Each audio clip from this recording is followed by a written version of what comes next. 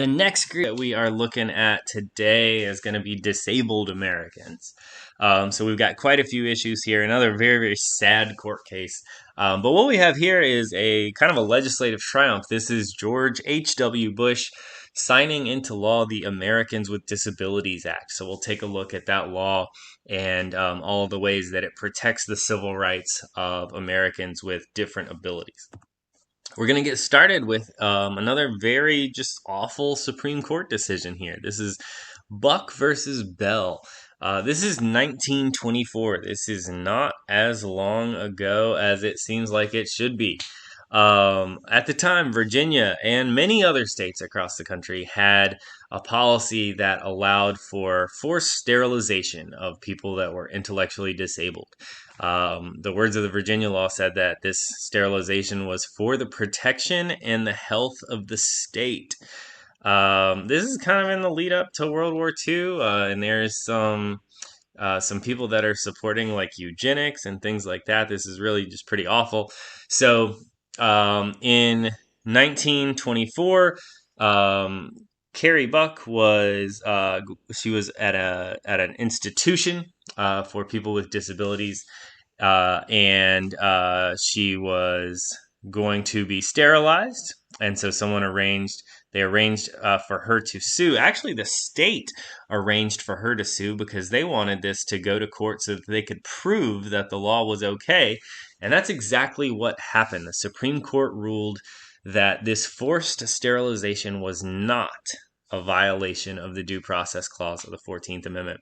This is one of the most disgusting Supreme Court decisions of all time. It ends in a description of this young lady. She suffered from some intellectual disability that was also apparent in her mother, and she had a child right before this.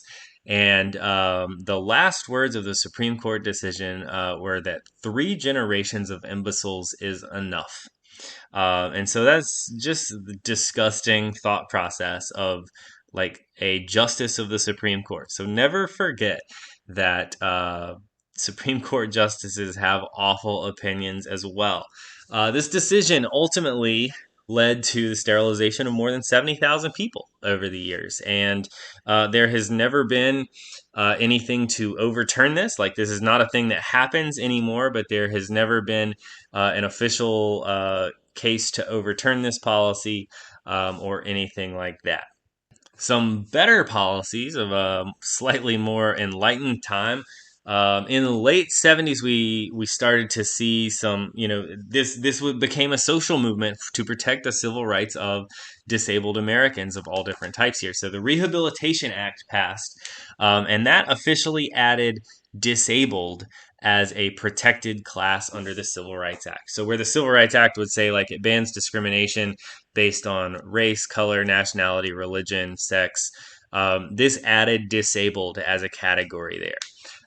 Which is not exactly the language that we would use today, but this grants a new class the protections of that law, which is incredibly important here. And so this protects the group from discrimination and is a wide-ranging group.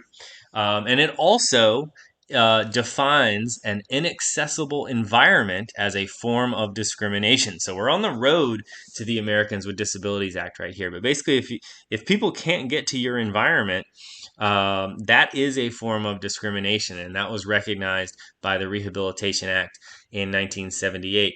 Around the same time, we have the Education of All Handicapped Children Act. And again, while this is not exactly the language we would look for, this is an important law because it entitled all children to a free public education, and this is regardless of their needs. They are entitled to an education that meets their needs, and so that puts the burden on the states and the state school systems to provide that public education for people for their wide range of needs. And so these are excellent steps to ensure that the Equal Protection Clause applies to disabled Americans as well. And then in 1991, the big one, the Americans with Disabilities Act was passed. This does a couple of things. It requires employers to make all reasonable accommodations to employees. It bans discrimination in employment against people with any disabilities. It requires people that are running public places to make all reasonable accommodations. And so you guys may have like over the years heard the term ADA compliant. This is a phrase used to describe when these accommodations have been made. So like obviously that we have tons of buildings that are older than 1993 or 1992 here, and so like it did not mean that everyone had to like fix everything immediately, but a lot of places did, which is great. If places that are not compliant with the law, places that have not made those reasonable accommodations, which reasonable accommodations means like ramps, elevators, maybe signs in braille, things like that. Um, while places that haven't met those guidelines yet aren't punished, if you're making improvements to facilities, you're not allowed to make the improvements until the building becomes ADA compliant. And so this is a problem with a lot of older buildings. Particularly, we have a few of these in town, famously like the Coliseum, or we have a couple of empty skyscrapers in downtown Memphis. Um, Basically, you're not allowed to do the renovations on the building until the building is ready to meet the ADA guidelines of reasonable accommodation. So you have to do a whole lot of work with those older facilities too. But this is really important to make sure that that reasonable accommodations are made so that people have equal access to all of these places of public accommodation. All right, real quick, we're going to spend some time talking about old people. Old people also a protected class. Age, although age discrimination is definitely allowed a lot more for people your age, there have been some civil rights fights over protecting older people from discrimination. All right, first, let's talk about a law that definitely treats people differently by their age. That's the Social Security Act. The Social Security Act separates all of us into two classes: people over the age of 65 and people under the age of 65. People under the age of 65 pay a tax into the Social Security Act, and people over the age of 65 draw income from that program. So, an example of a lawful form of discrimination, like we were talking about, this would meet the rational basis test. But some protections: we have the Age Discrimination and Employment Act. I know a lot of you guys are working. And if you think about it, next time you do a job application, you'll notice it does not ask for your birthday. It asks you a yes or no question. Are you 18? And that's because it is important if we know whether or not you're 18, because you got a different set of rules to work there and stuff. But there can be no discrimination or different treatment based on age or hiring based on anyone over the age of 18.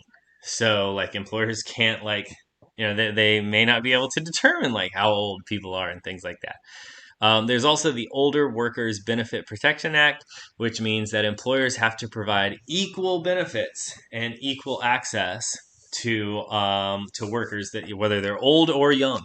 So if you're like, you're hiring new people for the job or whatever, first of all, you can't discriminate in hiring based on their age. But second of all, you can't tell an older worker who you're just hiring that they're going to be like ineligible for like retirement benefits or things like that just because they're closer to earning them. So this helps protect old people's equal protection status and prevents them from discrimination on the job. All right, and the last group that we're going to talk about civil rights protections for today, we've got a variety of cases dealing mostly with like gay rights, but that will have impacts in the whole LGBTQ community. What we see in the picture here, this is Jim Obergefell celebrating after a court case, Obergefell versus Hodges, which finally legalized same-sex marriage in all 50 states. So we've got a few issues here that we'll run through. All right. So when we're dealing with civil rights here, again, we're making sure that groups are treated equally and all of that. And so that does not always happen. A lot of time we have bad actions by the government, and that starts here in 1953. President Eisenhower bans homosexuals from working for the government. So this meant you could officially be fired for your sexual orientation by the United States government, and also lists homosexuals as a security risk if they are to work for the government. On the other hand, not long after that, we do have our first Supreme Court case that deals with gay rights, which happens to be a free speech case. So, One Magazine, it was a magazine for gay men, and this was published and of course mailed out like a magazine or whatever. So first is the post office, and then the FBI worked to have this magazine declared to be obscene material, because if you'll remember, in the First Amendment, obscene material is illegal and you could be punished for producing it or having it or whatever. So they wanted to make this obscene material so they could punish these people, and went to court. And it's a magazine. This is a clear free speech, free press case. And so the court upheld the rights of One Magazine. And so the First Amendment rights were upheld. And so this is the first protection of gay civil rights that we have. Couple more court cases here, all dealing with the same issue. Now, before 1962, sexual acts between people of the same sex would be a felony in every single state. Wisconsin was the first state to decriminalize this, and some states had made it so that this was not a crime or anything, but a lot of states did not. So these are what we called anti-sodomy laws. And Georgia had one of these laws. And so Hardwick was a gentleman who was arrested for violating this law, and he took his arrest and challenged it all the way up to the Supreme Court, arguing that surely this type of law is a violation of the Equal Protection Clause, because this is 1986, so it's after the right to privacy exists. So if there's a right to privacy, then the Equal Protection Clause should mean that Hardwick has the same protections as anyone else. But in 1986, the Supreme Court said that these laws were okay. So states were allowed to ban sexual activity between same-sex couples. Basically, similar situation. We've already talked about this case back with the right to privacy, but similar situation in Texas in 2003, and Lawrence challenges his punishment, goes all the way to the Supreme Court, and finally, in the year 2003, the United States Supreme Court said that it could not be against the law for same-sex couples to have sexual relationships here. So this overturned Bowers versus Hardwick. This said that these anti-sodomy laws violate the Equal Protection Clause, and this was a big expansion of civil rights protection. We have some very bad legislation from the Bill Clinton years, from the 1990s. This was a couple of these policies here that your book talks about, and they've recently been changed by the government. The first of these is the Don't Ask, Don't Tell policy, and this was supposed to be seen as a compromise. This was a Department of Defense policy that prevented applicants from serving in the armed forces based on their sexual orientation. So if you were gay and serving in the army, then you would be dishonorably discharged. So you were prevented from serving in the army, but at the same time, the armed forces were prevented from asking people to reveal their sexual orientation. So this policy was called Don't Ask, Don't Tell, and was basically supposed to be a compromise that would allow people to serve in the military if they wanted to, so long as they were not open about their sexual orientation. And if their sexual orientation was discovered, they were dishonorably discharged. And this happened to thousands of people over the years. And it was just pretty awful. Finally, the Senate repealed this policy in 2015. The other law here is the Defense of Marriage Act. And the Defense of Marriage Act was a policy, we've talked about this way back with federalism, signed by Bill Clinton, which defines marriage as between one man and one woman. And it also says that no state was forced to recognize a same-sex marriage from any other state. So this was a law that basically impacted the full faith and credit clause, and defined what specifically marriage was. So we have a couple court cases that will finally overturn this policy. So it took two court cases to overturn the Defense of Marriage Act. The second one is the one we know by name, and it's the famous one. But Windsor versus the United States overturned the first part here. This was Edith Windsor, very, very old. She had been with her partner for many years, and once they were allowed to get married in their state, they did get married. And they were very, very old, and Edith Windsor's wife passed away, and Miss Windsor was the executor of her wife's will. And so she's dealing with all of that will and stuff. Now remember, the United States government says marriage is only between one man and one woman. So this couple, although they're married in their state, they're not married in the United States. And so while she's dealing with the will, she ends up having to owe more than $300,000 in federal taxes because of like money and property that she will inherit from her wife. And if that were a legal marriage in the United States, husbands and wives don't have to pay tax when they inherit each other's property. And so she's got a clear violation here of equal protection. She is not getting equal treatment of the law because her marriage is not recognized by the United States. And so this case overturned the definition of marriage that's in the Defense of Marriage Act. So the United States government had to recognize all same-sex marriages. And then a couple years later, Obergefell versus Hodges.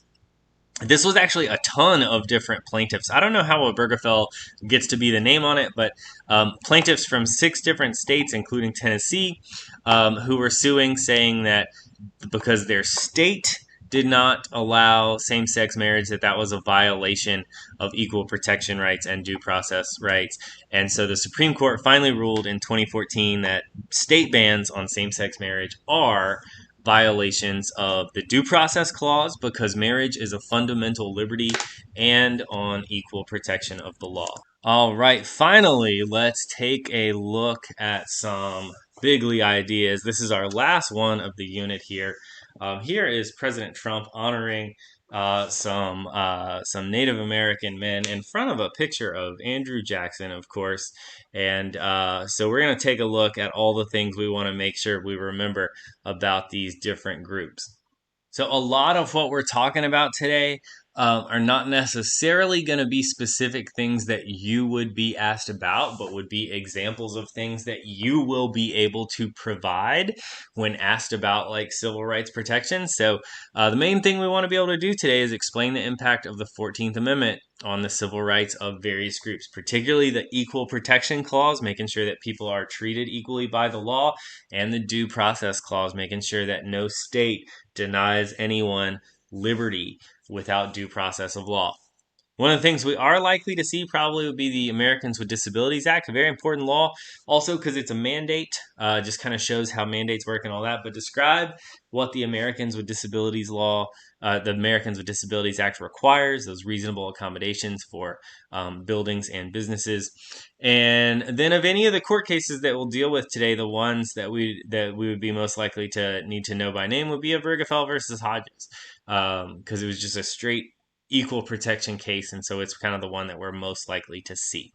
All right, that's it. Not just for our civil rights stuff today, but for all of Unit 3. So now we've talked about all sorts of stuff dealing with civil liberties, limits on the government's powers, making sure that we protect your individual rights, and about civil rights, making sure that the government treats all these different groups equally because of the Due Process Clause and the Equal Protection Clause of the 14th Amendment.